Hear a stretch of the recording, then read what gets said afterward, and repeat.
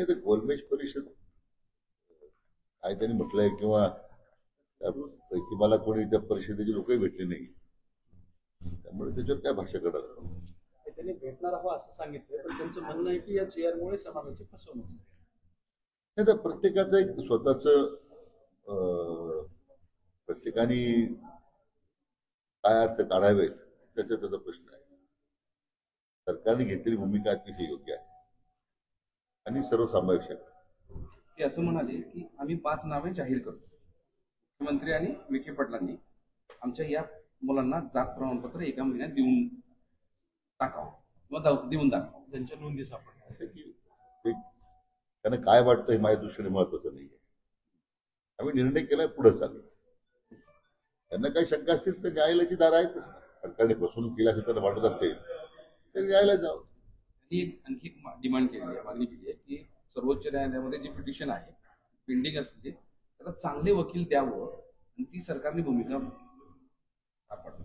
ते आम्ही निश्चित करणार आहोत. म्हणजे चांगलं सिनियर काउन्सिल देणं, सरकारची बाजू काय प्रभावीपणे मांडणं हे सरकारचं दायित्वच आहे. आणि माननीय मुख्यमंत्री देवेंद्रजी फडणवीस साहेबांची तर कमिटमेंट पहिल्यापासून आहे. मला म्हणजे 14 ते 19 मध्ये मुख्यमंत्री असताना त्यांनीच आरक्षण दिलं आपलं, सुप्रीम कोर्टापर्यंत टिकलं. ते ह्या दळभद्री महाविकास आघाडी सरकारनं ते घालवलं. त्यांना कोणी प्रश्न विचारत नाही. अरे तुम्ही ते आरक्षणाचे मारेकरी तुम्ही आहात, महाविकासचे लोक. त्या गोलमेज परिषदेत लोकांनी खरं त्यांना प्रश्न विचारले पाहिजे, ज्यांनी तुम्हाला नाकारलं, ज्यांनी आरक्षण घालवलं. पुन्हा तर माननीय देवेंद्रजी मुख्यमंत्री झाल्यानंतर ही जी समिती माझ्या अध्यक्षतेखाली नेमली, त्यांचा सातत्याने आग्रह आहे की सर्वसमावेशक अशा प्रकारच्या आरक्षणाची कार्यवाही करावी. आणि सर्वोच्च न्यायालयामध्ये त्यामुळं पूर्वी सरकारनं बाजू मांडली, मधल्या काळामध्ये मागच्या सरकारमध्ये महाविकासच्या वकिलाचे पैसे दिले नाही त्यांनी. ताज्या मराठी प्रति इंग्रजीत भाषांतर करायचे त्यांना जमलं नाही. आता हे मला वाटतं सगळे जे काही आज विचारवंत पुढे आलेले आहेत त्यांनी मला वाटतं हे सगळं महाविकासच्या लोकांना विचारलं पाहिजे की तपासणी कोणी करायची. गोलमेज परिषदेमध्ये असं त्यांचा प्रश्न होता की ज्यांच्या नोंदी नाही त्या मराठ्यांना या GR नुसार कुणबी प्रमाणपत्र दिले जातं का? जर दिले जात असेल तर 1 महिन्यात द्यावं, अन्यथा मी तुमच्या इथं स्मारकाजवळ येऊन आमरण उपोषण करतो. माझ्याकडे सगळ्यांना स्वागत आहे, मी काही कोणा नाकारलेलं नाहीये. मला वाटतं त्याने माझी विनंती, प्रक्रिया तर पुढे चाललेली आहे, सगळ्यांनी सहकार्य करावं. सगळ्यांच्या सहकार्यानेच आपण हे काम करू शकतो. भुजबळांनी काल शरद पवारांवरती गंभीर आरोप केले. ते म्हणजे की आंतरवालीत जो हल्ला झाला त्या हल्ल्याच्या वेळी शरद पवारांचे आमदार होते, रात्रीतून त्यांनी त्या सगळ्या त्या ठिकाणी बैठका घेतल्या होत्या. त्यानंतर नाही, मला कल्पना नाही काय आरोप त्यांनी केले, त्यांनी त्यांच्या आरोपापाठीमागची काय भूमिका मला माहिती नाही. त्यासोबतच आता बंजारा समाज आक्रमक झालेला आहे. काल परवा आणि आज सुद्धा आता कन्नडमध्ये आंदोलन. आता मला वाटतं काहीतरी काही आंदोलनं होतात आणि त्या समाजाचे ते अधिकार आहेत ना. मी कधी असं म्हटलं नाही की ती कोणी चुकीचं करतंय. प्रत्येक जण आपल्या आपल्या भूमिकेशी ठाम आहे आणि तो पुढे निघालाय. आता जसं आपण ह्या प्रश्नामध्ये काही मार्ग निघाला, त्यांच्या प्रश्नामध्ये काही मार्ग निघेल. त्यामुळं कोणता समाज आंदोलन करतो म्हणून त्याला विनाकारण विरोध करणं हे काही माझं व्यक्तिगत मत आहे. मला ते अभिप्रेत नाही आहे. या विषयावर जास्त चर्चा होती की मराठा आणि ओबीसी त्यांच्यामध्ये सातत्याने वाद सुरू आहे, त्याच्यामुळे वातावरण कलुषित होते असं सांगितलं जातंय.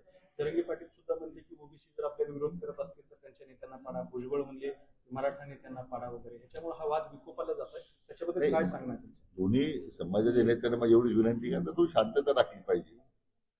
कारण काही सरकारची भूमिका जी स्पष्ट आहे पहिल्यापासून की ओबीसी मध्ये आपण ओबीसी आरक्षणाला आपण धक्का लावणार नाही.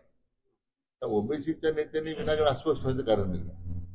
आणि आता आपण जो निर्णय माननीय जरंगे पाटलांच्या आंदोलनानंतर सरकारने एक पाऊल पुढे टाकलेला आहे, मला वाटतं माझी त्यांना विनंती आहे की पुढे संयमानच पुढे गेलं पाहिजे. संयमानं काही आपण त्या संदर्भात भाष्य केलं पाहिजे. त्यामुळे कटुता टाळता येईल आपल्याला.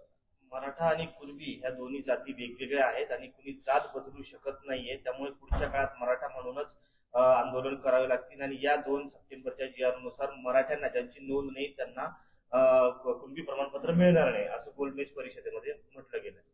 मला तेच सांगायचं आपल्याला की गोलमेज परिषद अधिकृत अशी काही संस्था नाही की त्यांनी काय फार अभ्यास केला असेल मला माहिती. म्हणजे त्याचा आधार राखून सांगतो मी, त्यांच्याबद्दल मला दुराग्रह काही नाही आहे. पण शेवटी त्यांच्याशी मी चर्चा करेन ना. त्यांचे एक आक्षेप आहे, त्यांचं काही त्याच्यामध्ये कोणत्या गोष्टीमध्ये त्यांना विसंगती वाटते. मला वाटतं हा प्रश्न शेवटी चर्चेतूनच त्यातून त्यांचा मला असं गैरसमज दूर करता येईल किंवा त्यांच्या काही सूचना असतील चांगल्या ते मला स्वीकारता येतील. त्यांना आव्हान कराल का भेटण्यासाठी? हा? तुम्हाला येऊन भेटण्यासाठी त्यांना आव्हान कराल का? मला म्हणजे मला तर काही कोणी निवेदन दिलेलं नाही, मला कोणी भेटलेलं नाही. जर मला तशी विनंती आली तर ते शक्य करतो. 2 सप्टेंबरच्या जी आरनुसार थँक्यू. आरक्षण मिळणार आहे का? Please please. धन्यवाद. Thank you sir. थँक्यू. अरे सगळे 10 वेळ नाश्ता करून जा. Yes sir. नक्की करा.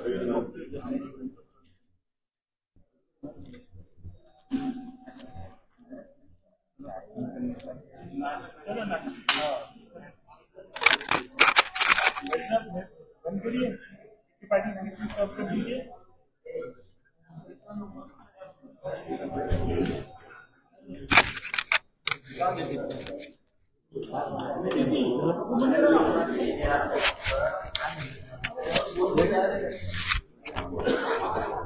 Thank you.